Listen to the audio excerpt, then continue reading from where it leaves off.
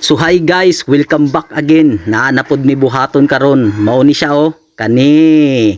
Pakita lang namo sa imong pinakagwapo nga kanding. O yan. So ang amo food trip karon guys is syempre gusto na mog pinahalang-halang. So wala mi laing gipangandoy kung dili amo yung matilawan.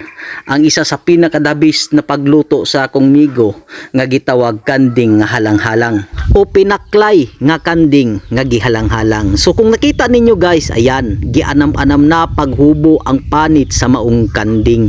Kay lagi amo gyud ning hanapan og pamaagi kay lami manggod ning kanding. Right after that, ila na ning giplanuhan kung unsaon kadagkoon ang ilang pagtadtad. Pero dili diha mao ang among tumong guys kung dili kanig yung among gusto pinahalang-halang nga paklay nga kanding.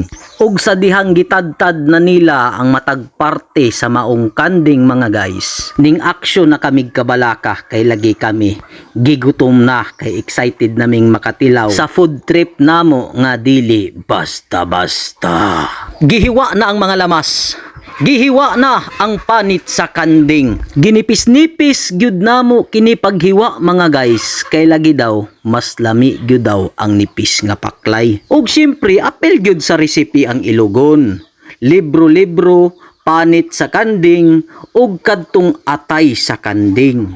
Lami gyud ni guys kay ngano halang-halang ang tirada namo diri. Ug ang resulta mao na gyud ni.